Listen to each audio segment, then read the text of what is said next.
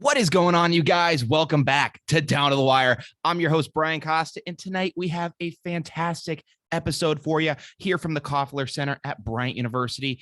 We have a lot to talk about today, ranging from the amazing relationship Tom Brady has with former head coach Bruce Arians to Bobby Wagner's unknown search history and the Patriots amazing spending spree. Of course, I'm joking. It is April Fool's Day, so we're going to be talking about the exact opposite of that, as well as MLB umpires announcing replay reviews. Two fans in the stands starting this season. It's a really great show we have coming up for you tonight. But we do, before we do get started, though, I have a guest on the show for you tonight. Unfortunately, my co-host Tyler Stringfellow is out, but no worries there. I had a guest already planned, so I'm very glad to welcome him onto the show today. He is the color commentator for the Bryant men's basketball games, and also is currently doing an internship with WPRI news station in Providence, Rhode Island. He's been on the show once before, and I'm glad to have him back on again. Mr. Drew Celli, how are you doing, man? Good, Brian. Thank you for having me on. A lot to talk about tonight. I enjoyed doing the show back in the fall, and I'm glad you were able to bring me back on tonight, and I'm ready to get into it. So let's go. Absolutely, man. I'm glad to have you back on as well. And, something else that is, really great about kind of hanging out with you is I've been able to go on your show as well. I meant to bring that up. You have your own radio show that you do here with Alec, Celli versus Celli on Sundays. So I'm really glad to be back. Really glad to have you back here. Obviously, we started things off in my intro talking about Bruce Arians and Tom Brady. Very interesting situation has gone down in Tampa. In case you guys have missed it, former now head coach of the Tampa Bay Buccaneers, Bruce Arians, has officially announced his retirement and will move to a front office role with the Tampa Bay Buccaneers. Todd Bowles, the former defensive coordinator, will now take over the head coaching job. He has signed a 5-year deal. Drew, what are your initial thoughts on all of this going down with Arians' sudden retirement? My first thought when Brady came back was that his whole retirement spiel and the fact that he came back right before free agency was more a roster control kind of move. How much he had to do with Arians stepping aside. At first, I thought he would be the reason, but when I see Bowles getting the head coaching job and not Byron Leftwich, who seems to be Brady's right hand out in Tampa Bay, I was a bit surprised, and that kind of steered me away from the Brady handpicked successor. I think if this was a Brady move, you would have seen Leftwich move to the head coaching position.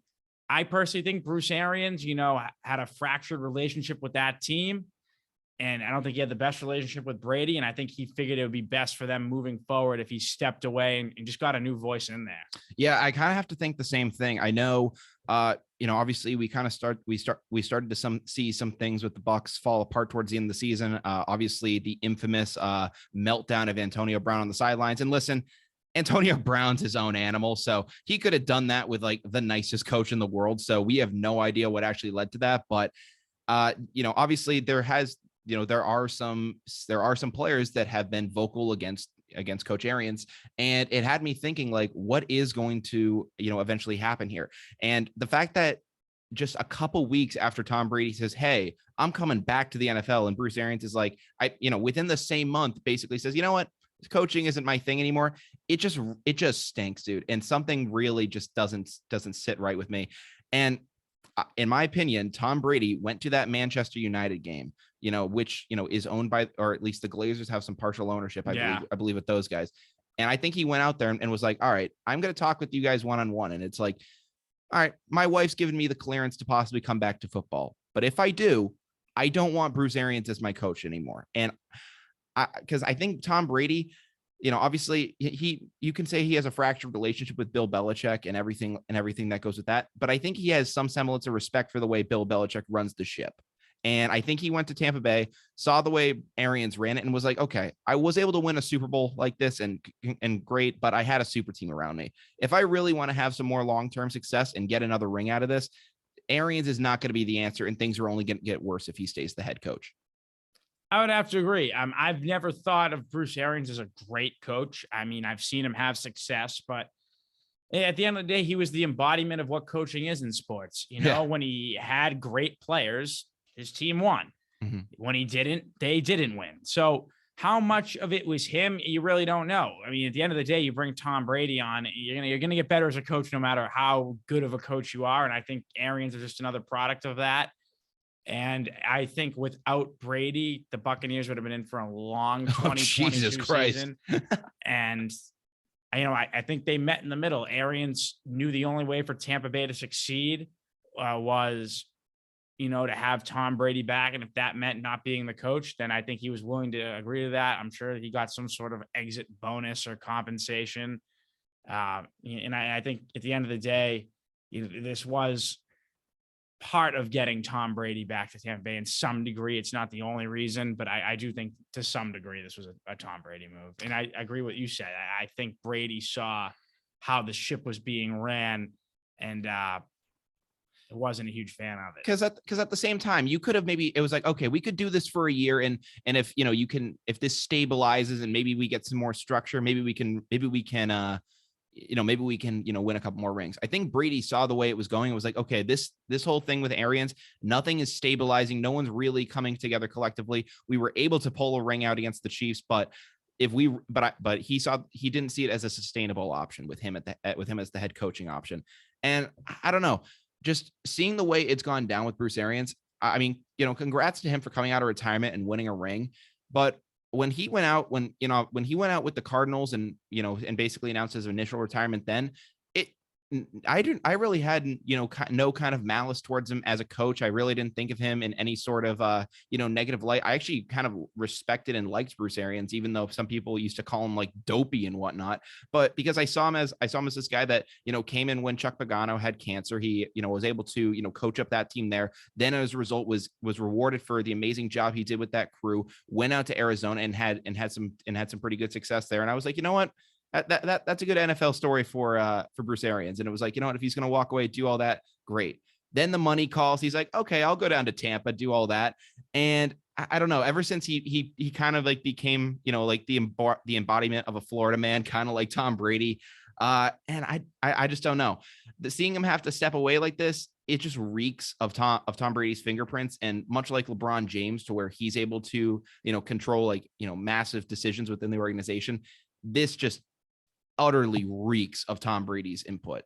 Yeah. I mean, at the end of the day, this is some sort of power that we've never seen Tom Brady have. I mean, we've definitely seen him have it, but I don't think he's flexed it this much, because I think Tom Brady at times has been able to say, oh, hey, let's go explore this free agent. I mean, I think, yeah, well, that's a whole different ballgame than getting the coach. No, well, exactly. But I think Tom Brady's always had input on different things, but I think he's always maybe even had some of this power like this, but I don't think he's ever chosen to flex it and be like, you know what, now, man, I want you out of there. These are the terms in which I come back. And it's very interesting. And it kind of just shows that, obviously this man was planning to retire, and he comes back and he says, all right, if you really want my services for the 1, 2, 3 more years, however many I'm willing to play for you, these are the rules that you have to abide by. We've never really seen that from Brady. No, never. I mean, in all the years in New England, you mentioned it. You bring in this guy, and he was big when they brought in Moss. But I mean, did you ever see did you see the Tom Brady documentary where Randy Moss talked about the fact that he went out to Minnesota to talk to Brady? Yeah. I mean, yeah, from a player like Tom Brady is gonna have that kind of powering when it comes to roster building. Yeah. And not how the organizations ran. That's the power he seems to might have flexed here. I mean, he was in New England. He never would have put Bill Belichick's job in line. Whether or not they got along or not, Tom Brady knew having Bill Belichick as his coach was a huge advantage. It was his best opportunity to win. Regardless of whether or not they were feeling each other by the end of it, he knew as long as Bill was there, he was going to have a chance to win. So he was never going to do that. I think he believes that if Arians had come back next year, it wasn't going anywhere. They needed someone new, and that was, he pretty much set Tampa Bay up where after this year, they had no chance of building any sort of roster unless he came back. No shot. I mean, a lot of those free agents, Carlton Davis, Godwin, they could have been out the door if Brady doesn't come back. So he basically lined it up that Tampa Bay either needed to do it his way or they were going to stink. And it works. Yeah. I mean, if Tampa Bay hadn't gotten Brady back, the NFC would have just been, absolutely wide open. It would have been the Rams. Yeah, it would. Yeah, I mean, it would have been between the Rams and the Packers, but even the Packers just lost Devontae Adams, so I don't even know if you'd even call that competition at this point. But you said we're talking about the Bucs getting someone new. They got someone, they didn't bring in an outsider, but they brought in Todd Bowles, who was the DC. Obviously Todd Bowles had some experience with the Jets as their head coach, and let's just be frank. He didn't do great with the Jets, but again, they're the New York. He's supposed to do exactly. Didn't he won like 10, 11 games one year with Fitzpatrick, exactly. Like Eric Decker. Exactly. I know that's so more and more every day that starts to look like a miracle. Yeah. And I'm just like, you know what? I don't know how this man didn't get hired like immediately after that, because that's incredible. Yeah, he's a good coach, and I think by moving him to head coach, you're not really disrupting the flow of Tampa Bay. When it comes to offense, he's going to stay out of the way. Yeah. He's just going to let Brady and Leftwich do it. And then he'll just look over the defense. Yeah. Because that just kind of be the overall, I think, just a better voice to lead that the players will respond to. But when it comes to how the team's going to be ran, he ain't going to go anywhere near the offense. No. And I do like the move of putting Bowles in this situation over Leftwich. One of my friends, for anyone who watches the show, Adam Wright of the Fumble Rooski podcast, he ends up calling me and says, I'm surprised they didn't put Leftwich in the head coaching position. And I said, I'm really not. Obviously, like you said, Bowles is a defensive guy. He's going to be away from the offense regardless. And, has to basically dip his toe into every aspect of the team. If you put Byron Leftwich in there, that takes away from the amount of time that he can have with a guy like Tom Brady. Tom Brady wants Leftwich by his side, whether that was as an offensive coordinator or as the QB coach. And the fact that they were able to keep him in that position, I think, in terms of shaking up the coaching staff, this was the best scenario that you could have done. It allows for the most continuity. Yes. Not much is going to change. I mean, like you said, if you move Leftwich to the head coach, it's different. You need to have someone on top of offense before you have someone on top of defense. Mm-hmm. And I think the Patriots the last few years had kind of proven that with how they handled McDaniels. Like, they didn't have a defensive coordinator really. They had, Flores for a year called the defense, and now Mayo and Steve Belichick are kind of there, but no title. They had McDaniels as the OC, and I think it's the same thing. You got to have someone on top of the offense. Your head coach, if he's a defensive mind, can handle the defense and sprinkle in the other stuff. But as long as you have a guy that, a head coach level offensive coordinator like McDaniels is, or like a Leftwich is, you're fine. And not to mention having Tom Brady can kind of run the offense himself. Yeah. So you're good there. And I something that's always, benefited Brady, and listen, again, he's the greatest of all time. He probably didn't even need these guys anyways. But when you see him having his most success, it's when he has a good relationship with those offensive guys. Obviously, McDaniels was his, they were boys up in New England for so long. Him and Weiss were close back in the early days. And then, even Bill O'Brien, who went at Brady at times and, wasn't afraid to, call him out on stuff.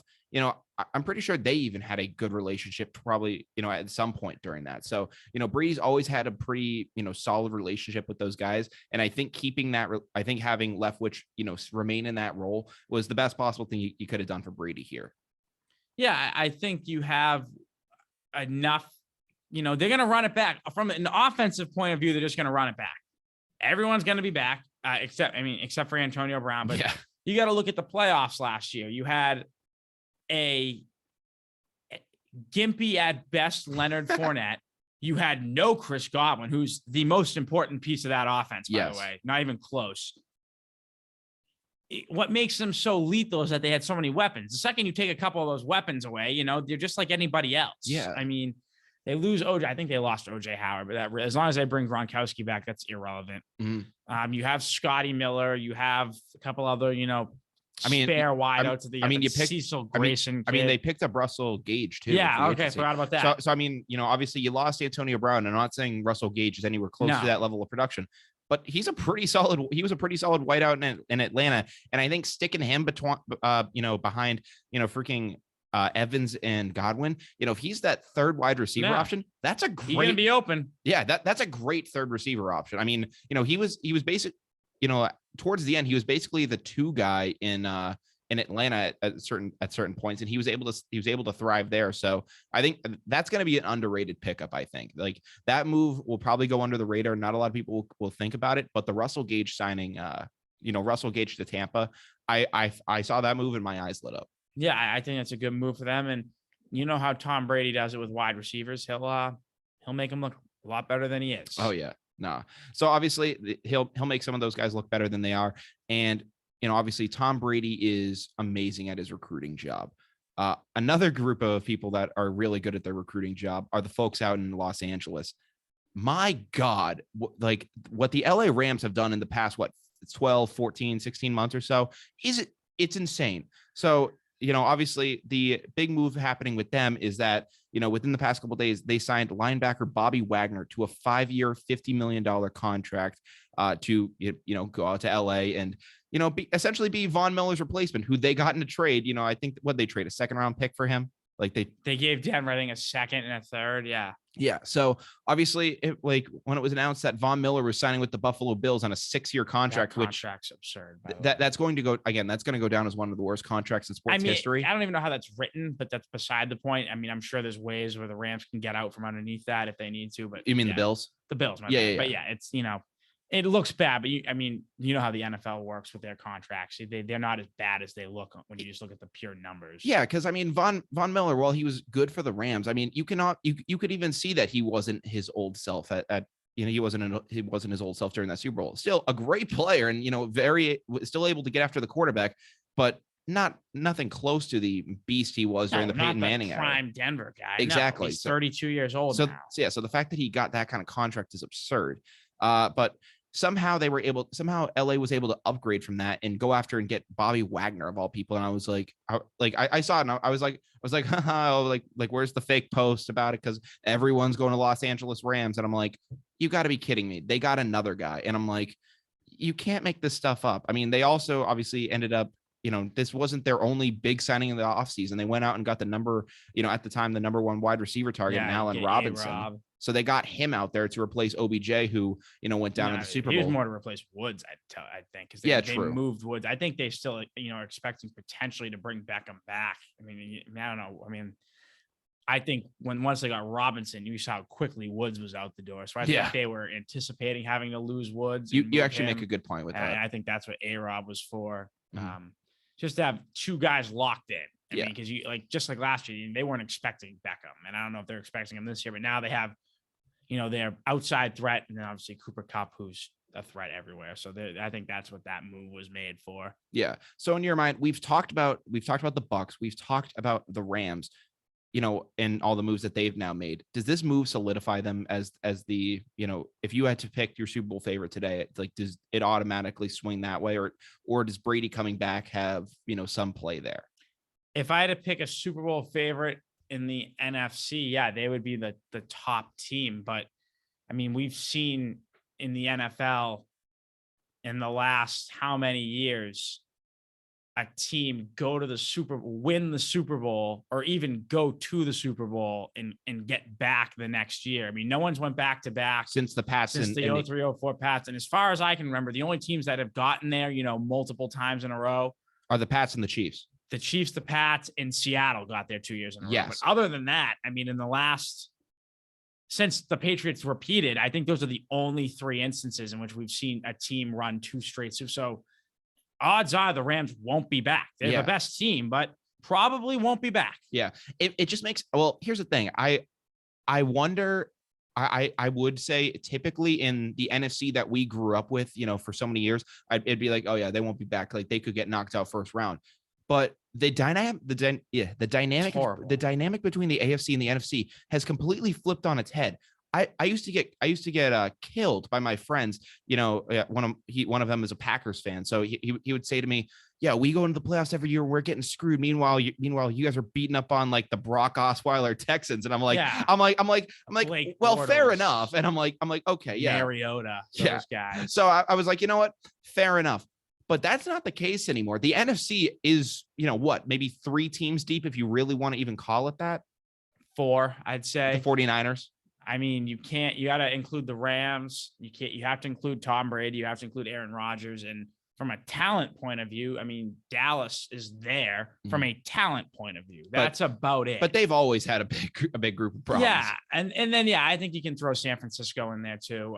Depending, I think from a win now point of view, if they have Garoppolo, they're in a better chance to win next year if they have Lance. So I don't think that'll be the case, but they have the talent outside of quarterback, probably the most talent outside of anyone outside, but they're just so behind at QB. But yeah, I think those four, and then throw San Fran as the fifth, is like the only 5 teams I could like realistically see winning the NFC next year. No, it again, it's completely flipped on its head, because again, like in the AFC, it was just like, all right, if the Pats can get past Peyton Manning, then we're golden. Or if it was like, because it was either Peyton Manning or, Ben Roethlisberger never gave us fits in the playoffs. Like he was a great regular season foe, but in the playoffs, we killed him. So, I mean, it was always just, if we can get past, Manning or Flacco. Flacco was always the other one. The elite QB, Joe Flacco. It used to drive me crazy. Oh my God. I remember he was a bigger problem than Peyton Manning in the playoffs.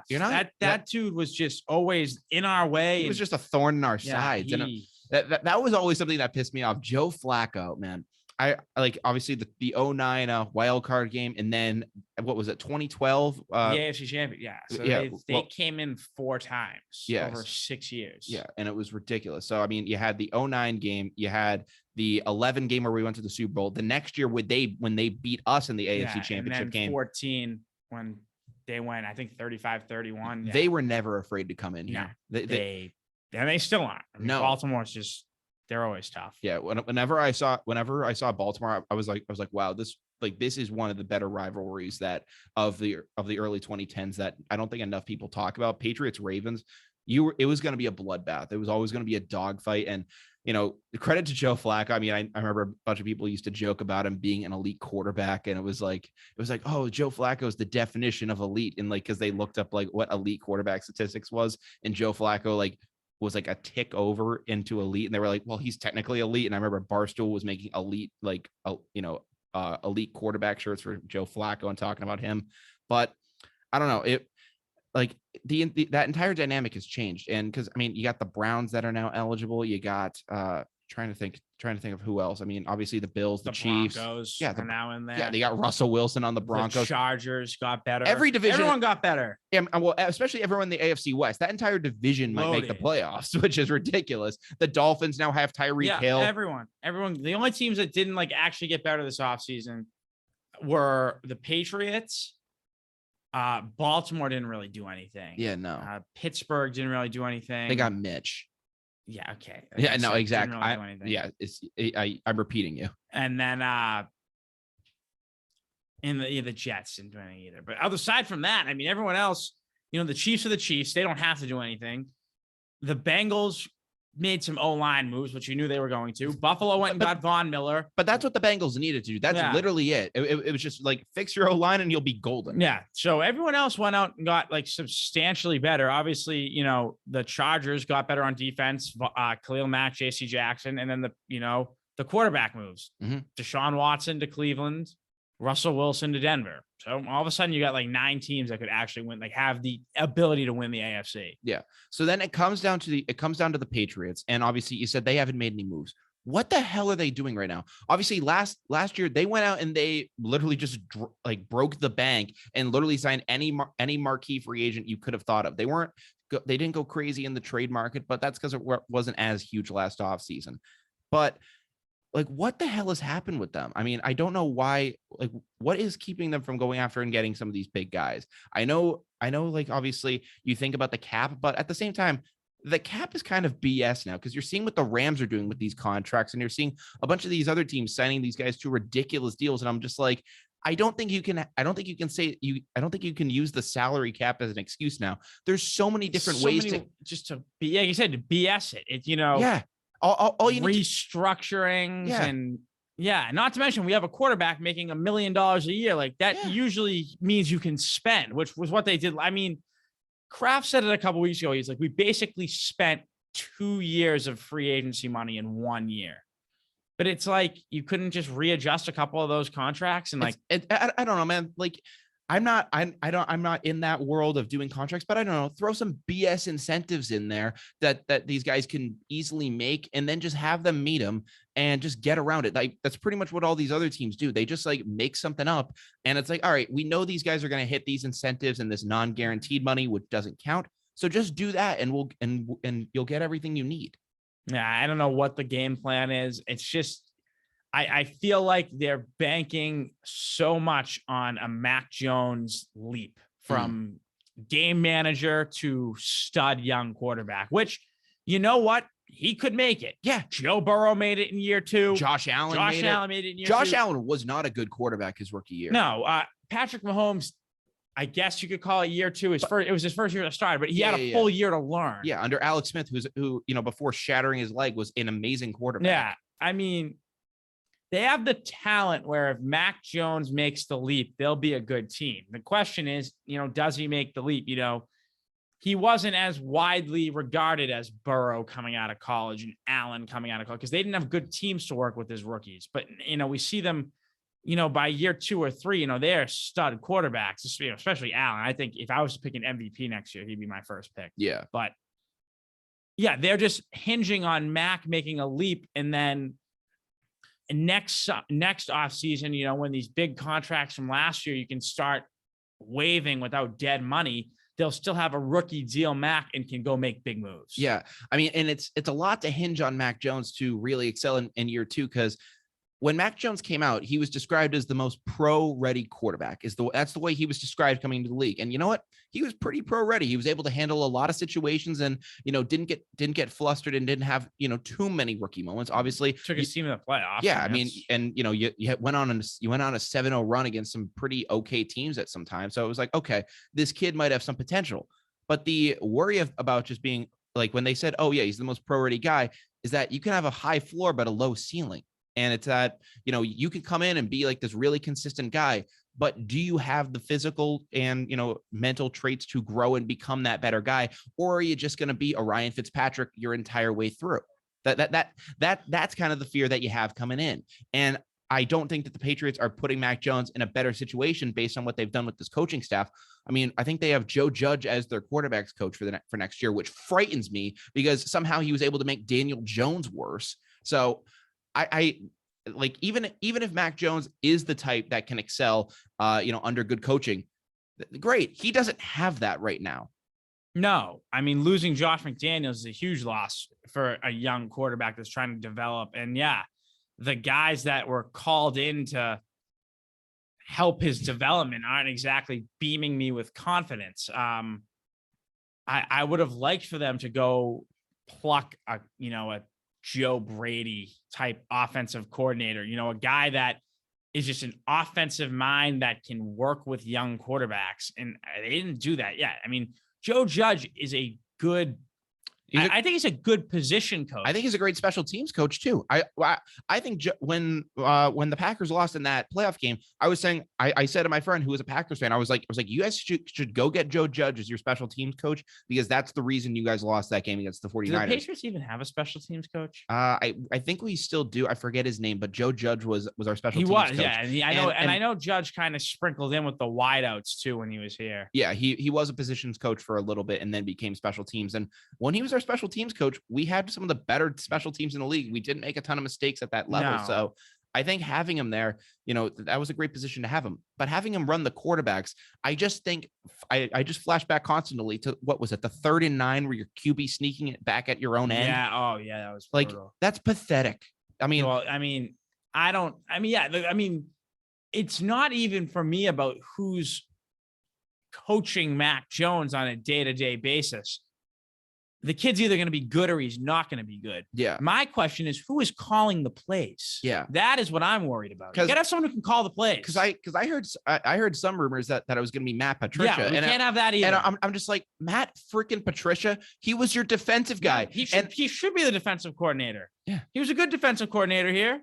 I agree. I mean, people are trying. I think people like to overrate him now because of the failures he's had in Detroit. But Detroit. Yeah. What else is he supposed to do? But I thought Matt Patricia was fine here as the defensive coordinator. He was called the rocket scientist. There was some fun stuff with him. I thought he was fine as the defensive coordinator. I personally, yeah. I mean, if not him, then Mayo. Yeah. Like, you got to have someone. And this is the problem I've seen with the Patriots.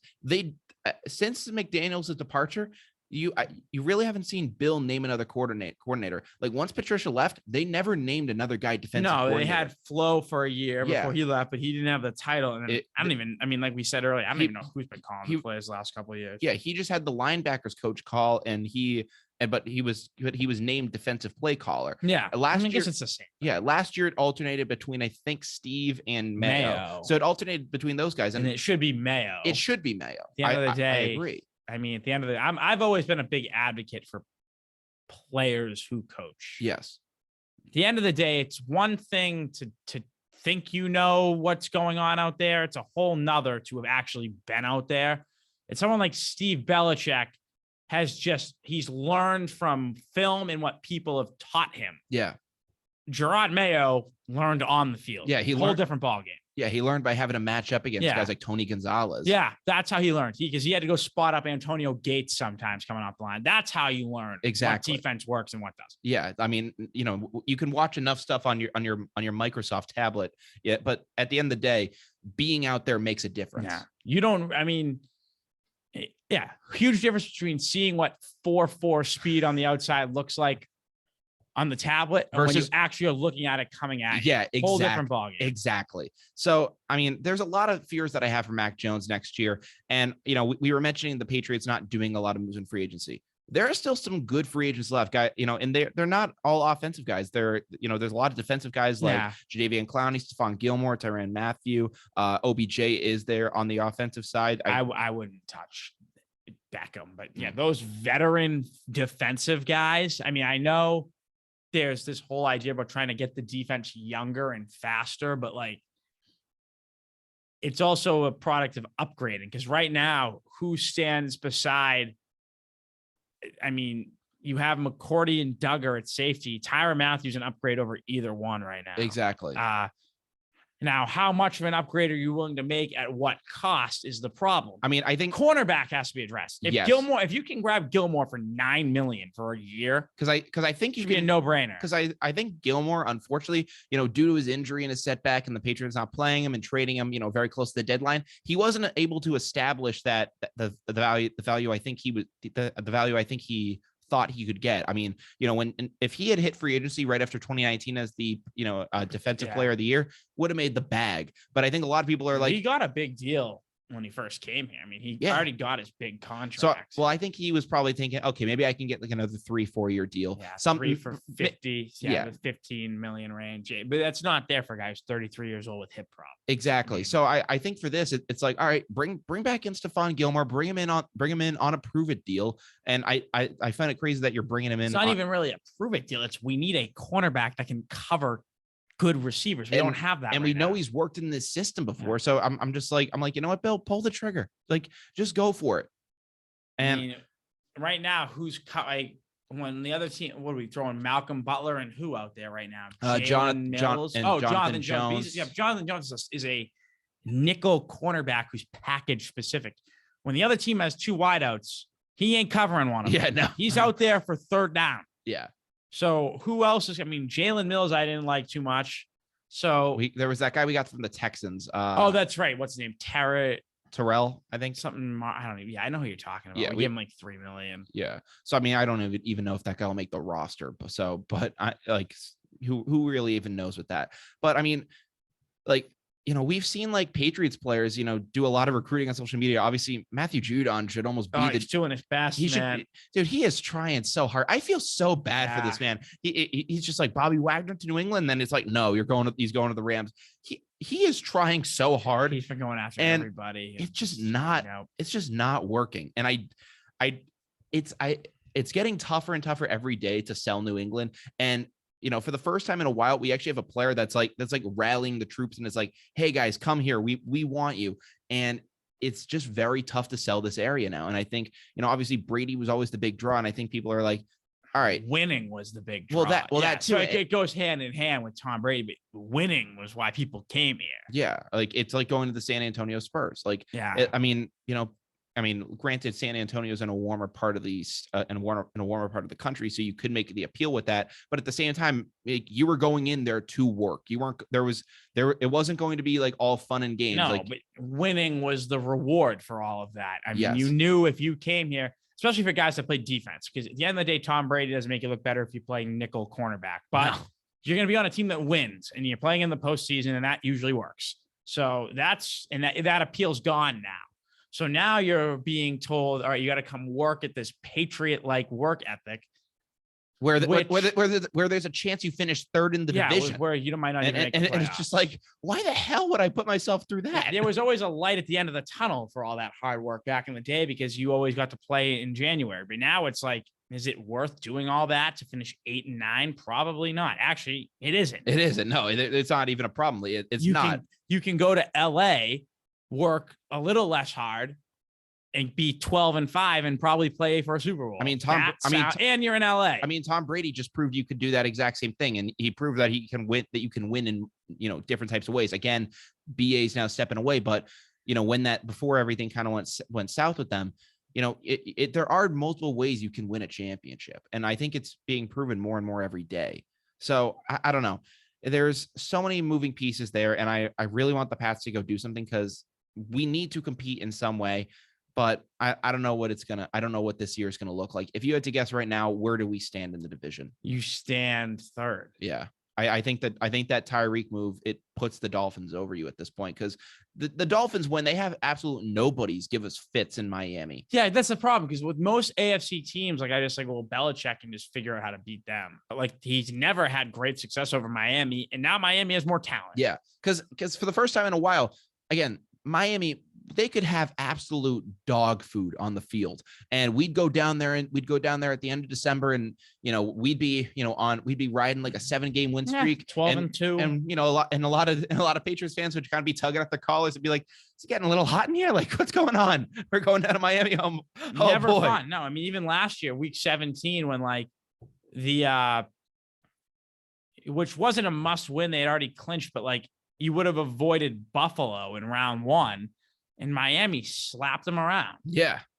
And now Miami's got Tyreek Hill. There's no way, there's no covering those two guys now. You can't do it. Like you said, it's fast. Like you said, it's McCourty and Duggar as our safeties. Neither of those guys are going to be able to catch him. I mean, no one's able to catch him. So, I mean, but then I'm talking about the guys that are actually supposed to cover them. Yeah. Jalen Mills, he ain't sticking with Jalen Waddle. And then Malcolm Butler is the type of guy, is basically turned to the type of guy to, enforce pressure at the line on some of the bigger, slower wide receivers. Malcolm Butler was never a guy that covered the speed. Malcolm Butler was a physical corner, which Tyreek Hill just, we're going to run around him. Exactly. So the Patriots' talent isn't a huge issue on paper. It's a huge issue when you compare the upgrades everyone around them has made. And that's the problem. Exactly. You see all these other teams getting better and you're in neutral, just hoping to God that your young quarterback makes a huge year 2 leap, which is 50-50 at best, if you ask me. Yeah, because I mean, listen, this is the most important year of Mac Jones's career next year. It's always been said, the second year of an NFL quarterback's career is the most important. And basically, if you put him in the wrong position, you can break a guy. Yeah. So a lot is riding on next year, and if they mess up Mac Jones, there's going to be hell to pay for it. Yeah, I mean, this year, they have to, you got a first round pick. You got to hit it. You can't trade bet. You got to try to get an impact player. Preferably one that can catch the football. Yeah.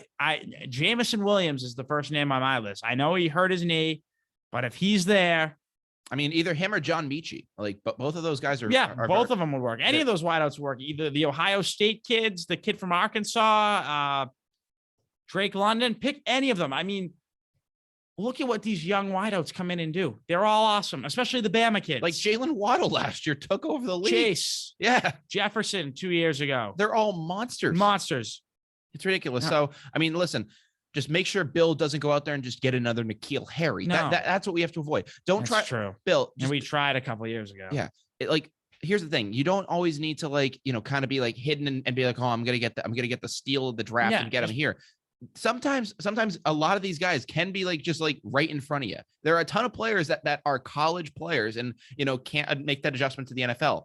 But Jalen Reagor, but you miss the guy that's right in front of your face to pick the guy that you like the combine stats. And then when it comes to playing real football, you realize why one was at LSU dominating and why one was at TCU struggling. When you can see Jalen Waddle go on the football field with a broken leg and still burn people, that should make your eyes light up and go, yeah, I think he could be all right in the NFL. He was catching passes in that national title game with a fractured ankle. That was literally 50% healed. At that point, it should be like, okay, I think he could probably play in the NFL. That would be. I agree with that. That's where you have to make that kind of a call. But hopefully they can get some things right. The draft is coming up pretty soon, so it's actually this month now. So we're finally in April. So we're going to. Speaking of Miami, take a look at that. What's going on in Miami now? So breaking news: Miami has agreed to a 5-year, $50.6 million deal with Xavier Howard.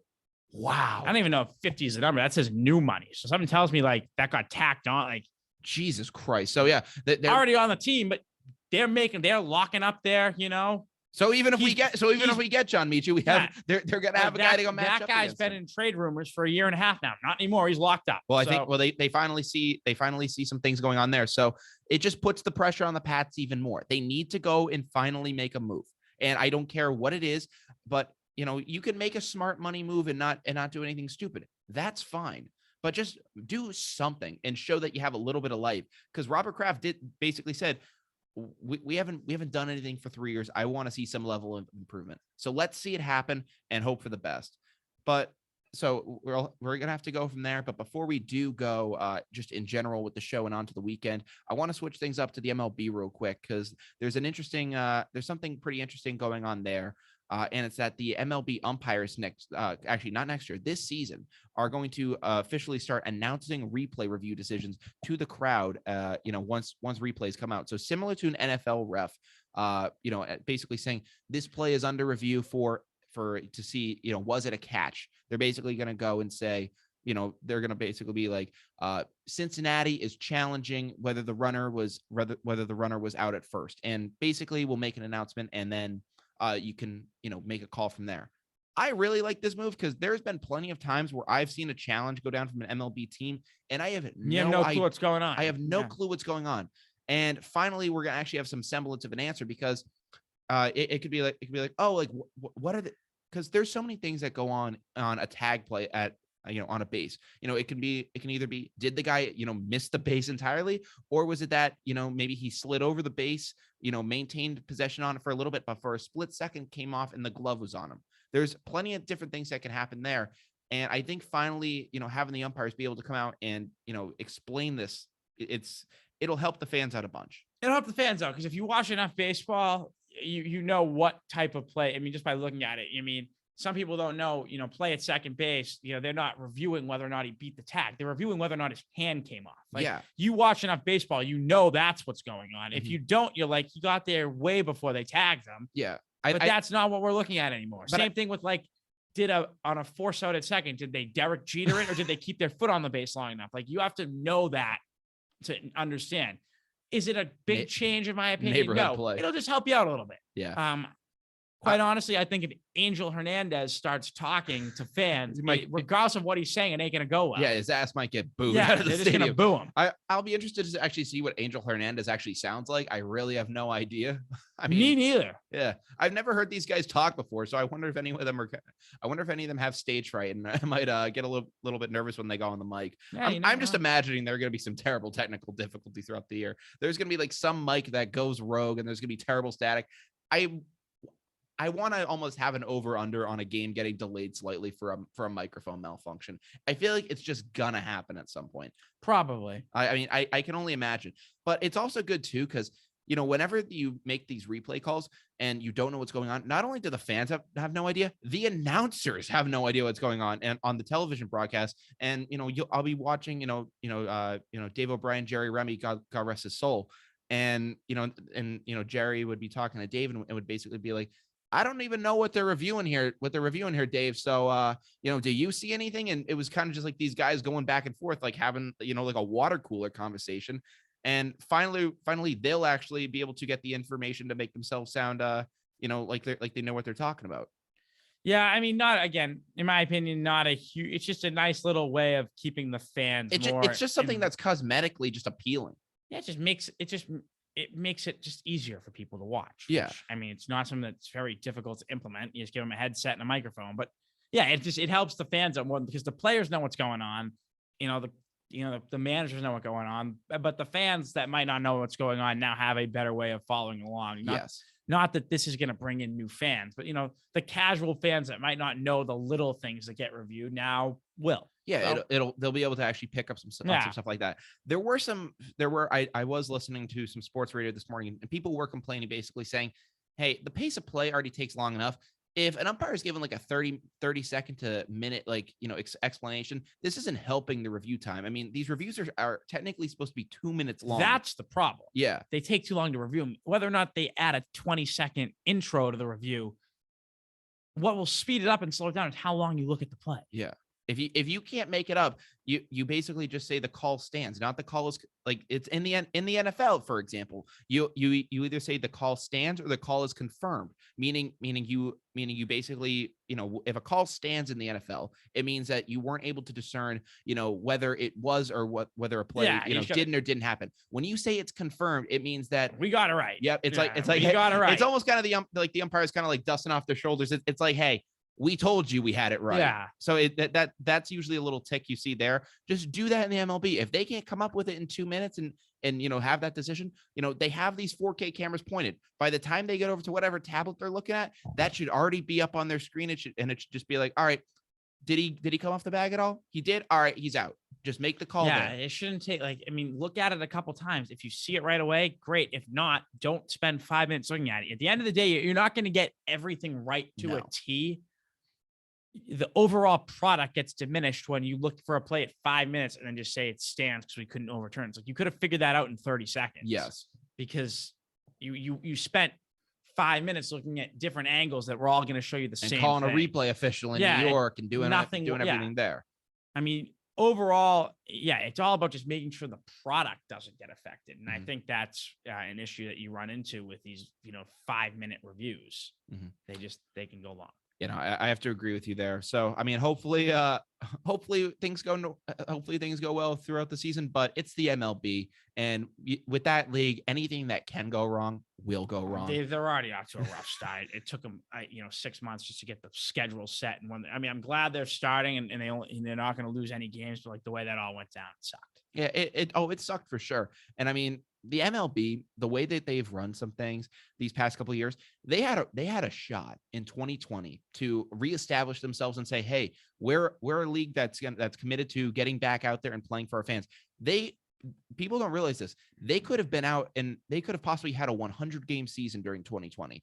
The only reason that they didn't wasn't because of COVID-19. Nothing changed really because of COVID. They had the testing measures and everything in place, and they play outdoors. Yeah, that's the thing too. They play outdoors, which is huge. The thing that hung it up was players and owners being disgruntled, labor dispute, and the fact that it happened again 2 years later. I was like, you're kidding me. I could have understood losing games because of a global pandemic that no one had any idea what the hell was happening. But the fact that you're letting it happen again, that's where, I mean, you saw a bunch of fans lose interest in the game after the 94 lockout and, the strike that ended that season. I can completely understand where some fans are going to say, you know what, I can watch the NBA instead. I don't need to deal with this BS. No, well, yeah. I mean, at the end of the day, baseball season doesn't pick up until the NBA ends, which is, mid-June. Then, at the end of the day, you have until NFL starts to really pick up on baseball. You get 2.5 months, but you're giving the fans a sour taste. It's like, it's what they specialize in. Yeah. It's just what the MLB does. And you saw it coming a mile away. You got the absolute wrong people leading that sport. And this is what you get. You get, it's a dumpster fire.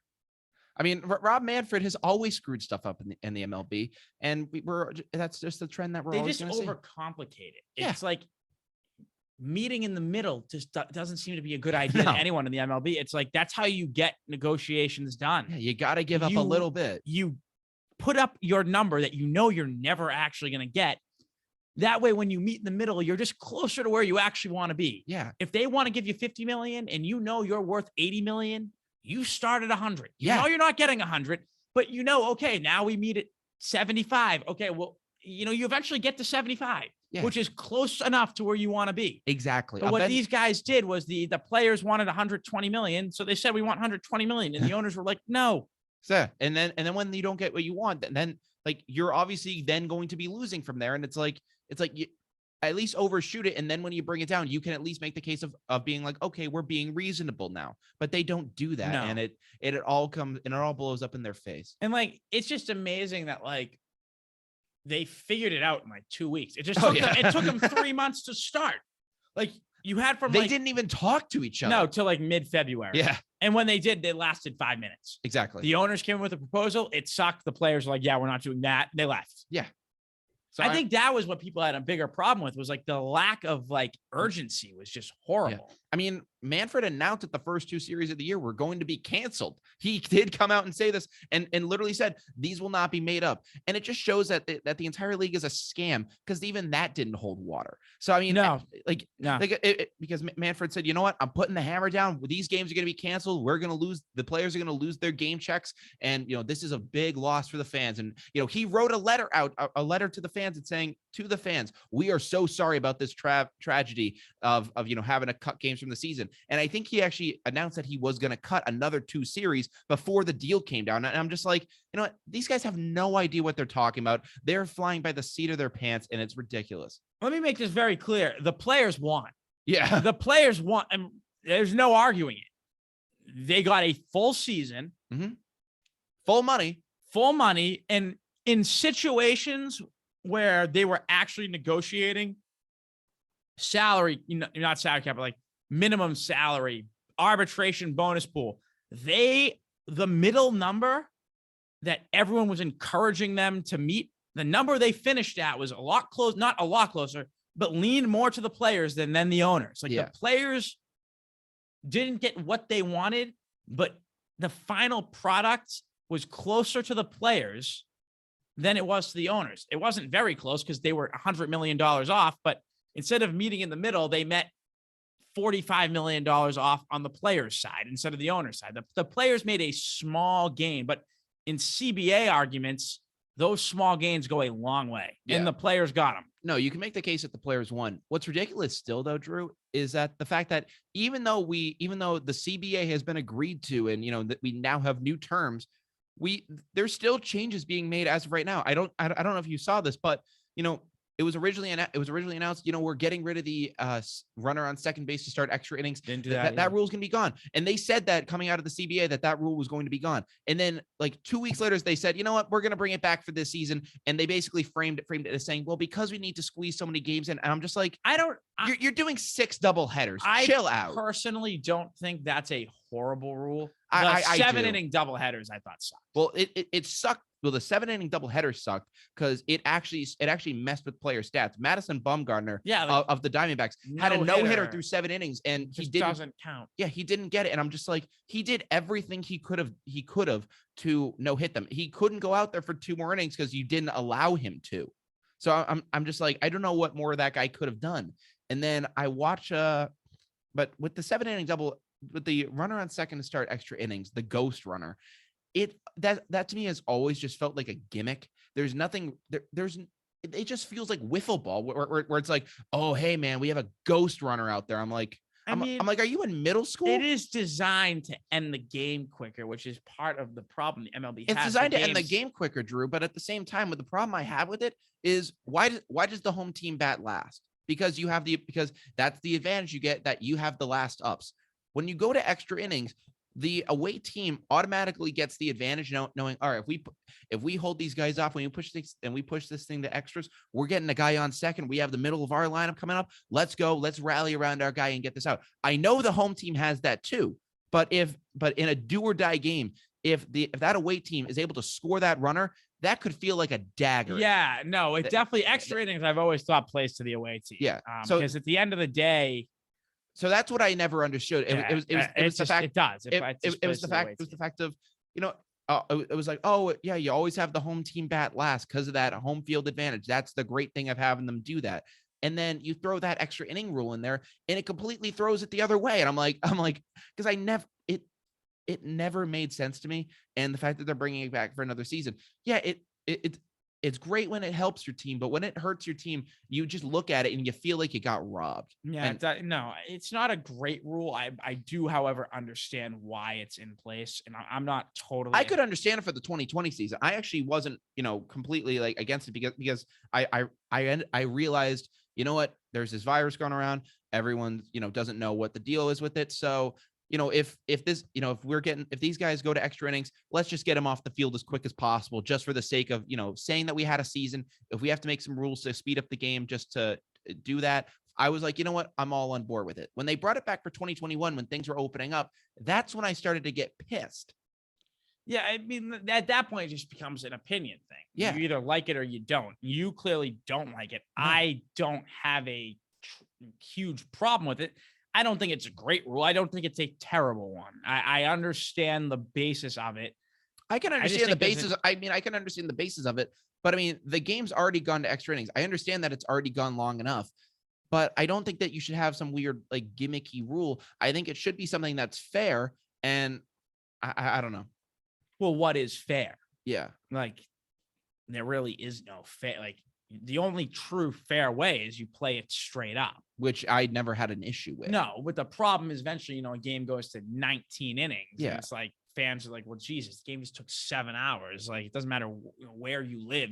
You're asleep by the 13th inning.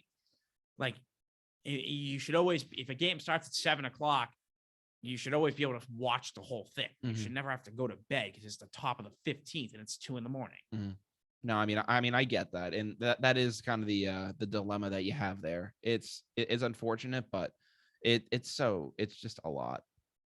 No, it's not the best rule. It was a way to keep guys, it's a way to shorten the game. And in 2020, it was a way to get games just over with. Exactly. Quicker. And that's what I saw it as. And I was like, you know what? Hell, I'll deal with it. And in 2021, let it be gone. When it was gone in 2022, I was like, thank God the MLB is finally getting back to the original stake of the game. And I think their plan is to get rid of it next year.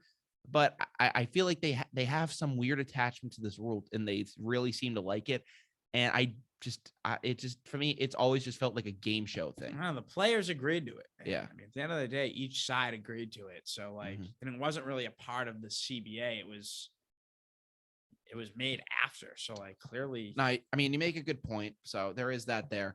I mean, this MLB season is going to be very confusing for me. That's the only thing I can definitely tell with it. But obviously, there's been a lot that we've talked about on the show tonight, Drew. But unfortunately, we are now down to the wire, which means that we're going to do a quick run through of what we talked about on today's episode and send you guys off into the weekend. We first started things off by welcoming in Mr. Drew Celli to the show. Drew, thanks again for coming on, man. I really do. Dude. Always appreciate it. I really do appreciate. A lot of fun. I really appreciate you having on. I'd love to have you on again before you do graduate. So I know you got some. You're making some moves. I've been hearing about some of the. We were talking about some of the job opportunities you get. I wish you the best of luck with those. Some of them are pretty far away. So here's to that, dude. It is what it is. That's the sports world for you. Absolutely, man. There's openings you just gotta find one that sticks, and you never know where it could take you. And it's exciting. It's different, but it's exciting. And I'm looking forward to it. Absolutely, man. Coming quick, man. 7 weeks. Dude, it's going to be pretty crazy these next 7 weeks. Thanks again for coming on to the show. And, we started things off today by talking about Bruce Arians officially announcing his retirement from coaching and moving to a front office role with the Tampa Bay Buccaneers. We talked about, how much Tom Brady might have had in that role, as well as Bobby Wagner, formerly of the Seahawks, going to the LA Rams on a 5-year, $50 million contract. The Rams, made a lot of moves this offseason. This might be the move that puts them back into Super Bowl favorite contention. After that, we talked about the Patriots not really pursuing anyone this offseason. Not a ton of marquee free agents going to New England at all. We talked about the remaining ones and ones that could possibly fit there. And we ended things off tonight by talking about MLB umpires being now to announce replay review decisions at the start of this season, and everything that kind of has to do. We also kind of went on to a little tangent, wasn't planned, just about the state of the MLB right now. I could talk about that for another hour, but we know that you guys have lives outside of this. So we do appreciate you guys for, everything that you do here. So before we do go, if you guys are not following Down to the Wire at this point, what are you guys doing? We're available everywhere you guys can find podcasts, whether that is on Spotify, Apple Podcasts, Google Podcasts, and more. You can also find the video stream of our podcast on YouTube, and you can find all the links to this in our Instagram and our bio at down.to-the-wire. Again, at down.to-the-wire on Instagram. You've also been listening to this. If you have been listening to this live on radio, you've been listening to WJMF 88.7 HD2, Smithville, Providence, or you've been listening online at WJMFradio.com. Thank you guys so much for listening again. And from Down to the Wire, I'm Brian Costa. Drew Celli here tonight. And we hope you guys have a fantastic weekend. Take care and peace.